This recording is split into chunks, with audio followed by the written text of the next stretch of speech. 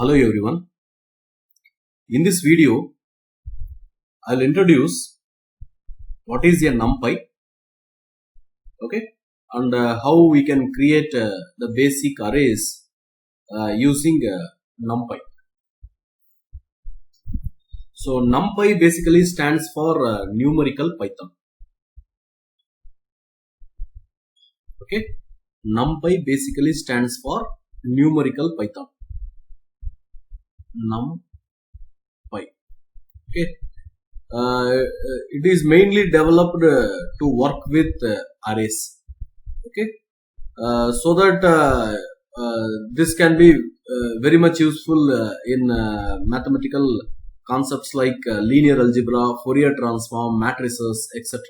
Okay, so this NumPy was created by Travis Oliphant. Okay, in the year 2005. What is the benefit? Means it's a open source. Okay, anyone can use it. Okay, with free of cost. So already in the basic Python we have discussed list. Okay, you may ask the question. Already we have the list. What is the need for this NumPy? Okay, it is said that if you are working with NumPy, it gives 50 times, okay, 50x times faster than the traditional list. Okay, it works 50x times faster than the traditional list. So the array object in NumPy is called ND array. ND means n dimensional array. Okay, the array object in NumPy is called ND array. Major application of this NumPy is in data science. Okay, then why in the previous slide I said NumPy is 50x times faster than the conventional list. How it is means the NumPy arrays are stored in one continuous place. Okay, so in the memory they are stored in one continuous place. So it is very easy to access the elements, manipulate them efficiently. Okay, in computer science they call this as locality of reference. This behavior is called locality of reference. Because of this reason NumPy is faster than list, and it is also optimized, okay, to work with the latest CPU architectures. Okay, so part of this NumPy codes libraries are developed with Python, but most of the parts are written in C and C++. Okay, so all this information I have taken from a website w3schools. Okay, so now since it is a separate module, if you want to use this particular library or the keywords, okay, defined in NumPy, you need to first import NumPy. Okay, that's very important. So import is the built-in command. Okay, it will import the module NumPy.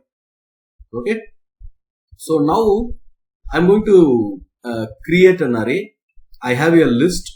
Okay, 1, 2, 3, 4. This is the list. I want to create an array. Okay, so NumPy is the object. NumPy dot array. So array is the built-in command to generate the array. So the input is this particular list. Okay, so an array is created and it is stored in the variable a. If I print a, it will display this array. Okay,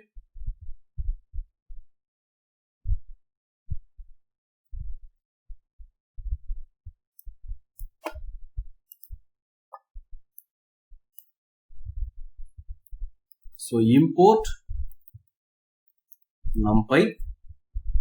Okay, a is equal to NumPy dot array within brackets, then square bracket. We just introduce the list 1, 2, 3. Okay. Now if I print A, it will display the array. You can see A is 1, 2, 3, 4. You just see A is an array. Okay, with values 1, 2, 3. Okay, A is an array. So every time it is difficult for us to write this numpy dot, because if I use another keyword like end, dim, shape, all those things, I need to use this numpy dot. Okay, so what I can do, I can go for the second method, import numpy as np. So most of the books and online website, they use this np. Okay, so this is alias. Okay, yeah, numpy as np. So this is also correct. So instead of numpy, I can go for np. Then you just run the code. You can see an array of 1, 2, 3, 4 elements. 1, 2, 3, 4 is created. In the third method, okay, say I'm going to use some specific set of comments. Okay, like array, n dim. Okay, n dimensional. Then shape. If I know the specific, these are the specific commands I'm going to use from numpy, then I can import only those commands. So no need to use this np dot or numpy dot. So how it will be done? From numpy import array. Okay, once this is imported, that specific command or commands imported, you can no need to use this np or numpy. You just execute, you can see you are getting the result 1, 2, 3, 4. Okay, and what is the numpy version we are using? That we can see through this command np, okay, dot version.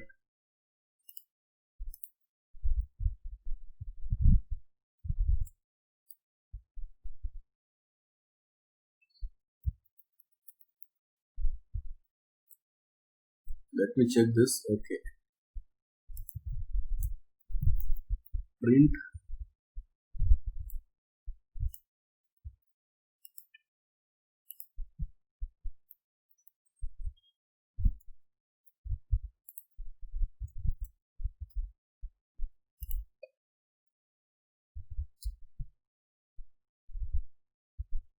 okay, this is not available. Let me try this.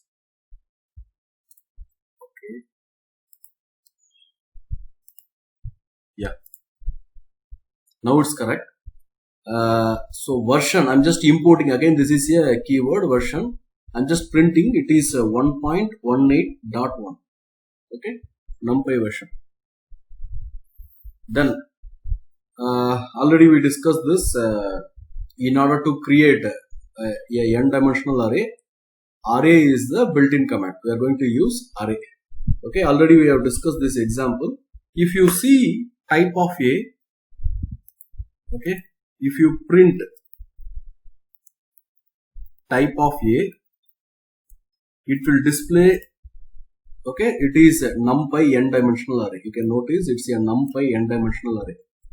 Okay, then you can give not only list, you can give tuple, set, anything as the input for the numpy array. Okay, so it will convert those things into array. So let me try with a tuple.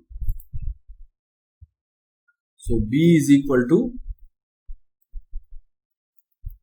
array.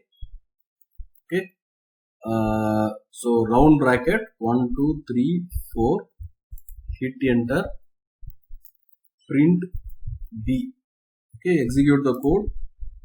You can see b is an array, okay, with elements 1, 2, 3, 4. You can try for set also. I think it will work.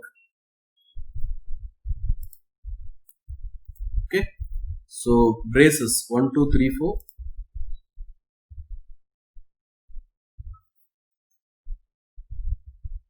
Okay, b n-dimensional array. It is also n-dimensional array. Okay, let me try type of b. Print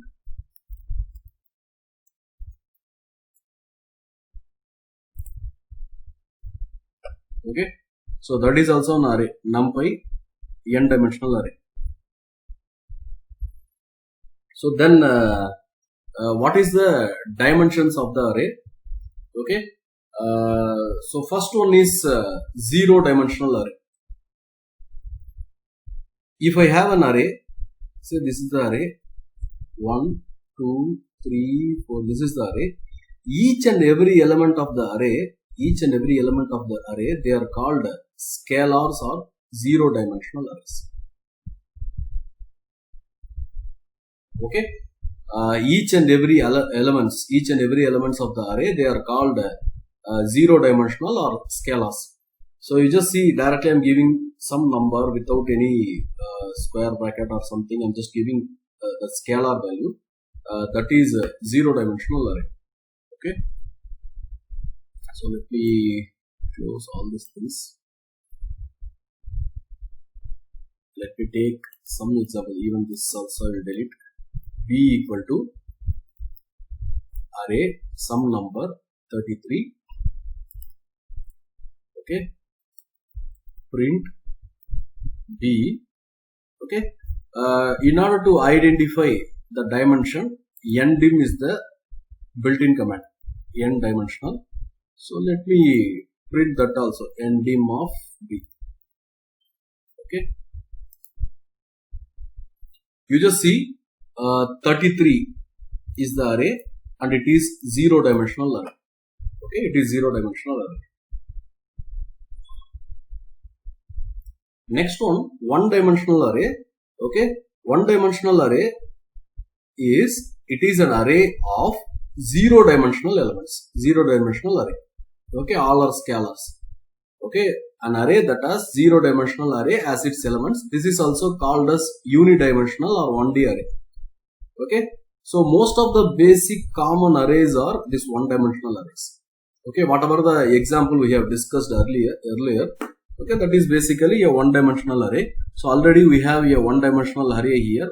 Okay, let me type print a ndim of a, execute. You can see it is 1 2 3 4. Okay, 1 2 3 4 and it is one dimensional. Okay, it is one dimensional array. Then two dimensional arrays. Okay, so two dimensional array element should be one dimensional arrays. Say for example, I have a one dimensional array like this, 1 2 3, another one dimensional array 4 5 6. Okay, another one dimensional array 7 8 9. Okay, so now all these are elements for two dimensional array. So I'm going to have a square bracket, bigger square bracket. Within that I'm going to have 1 2 3.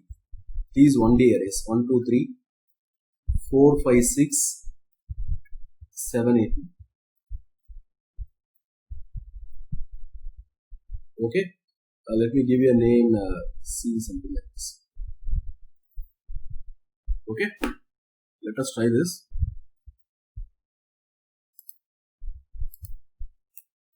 C array round bracket, then square bracket. Within that, okay, 1 2 3, first one, 4 5 6, second one, 7 8 9, third one. Okay, let us print this C and the dimension of C. Okay, let me comment this A.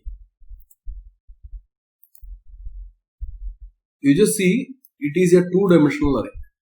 Okay, it is a two dimensional array. So for matrices, we are going to use this two dimensional array frequently. Okay, it is also used in second order tensors. Okay, then the next one, 3D arrays. Okay, so 3D array is an array where the elements are 2D arrays. Okay, where the elements are 2D arrays. You can notice, say for example, I have 1D arrays, something like this, 1 2 3 4 5 6. Okay, by joining these two, this is a 1D array, I got a 2D array. Then 7, 8, 9, 10, 11, 12. These are the 1D arrays. I'm joining these two. I got a 2D array. Okay. So this and this, they are the elements. Okay. So mainly this is used for third order tensor. Okay. Let us try this. Let me go for D. Array, normal bracket, whole square bracket, and within that, okay, let me first create a one-dimensional arrays 1, 2, 3, 4, 5, 6, 7, 8, 9, 10, 11, 12. Okay, with these two-dimensional, one-dimensional, I'm going to create a two-dimensional array. With this, another one. Okay, now I have two two-dimensional arrays outside another square bracket. Let me check this. D, dimension D. Execute. You can notice it's a three-dimensional array. Okay. So already we have discussed how to check the dimensions using NDIM. Again, this is defined in NumPy. We have to import this. Okay, then we can use like this. Okay. See, this is, I think this is also work. I was using NDIM bracket A, I think. So a.ndim will test whether that is working. Print d.ndim. Okay. See, that is also working. So ndim in bracket you can give the variable or that variable dot ndim. Okay, both are working. Okay. In this video, I have introduced NumPy. Okay, then how to create zero-dimensional array, one-dimensional array, two-dimensional array, three-dimensional array, and how to verify the dimensions. Okay, I'll stop here.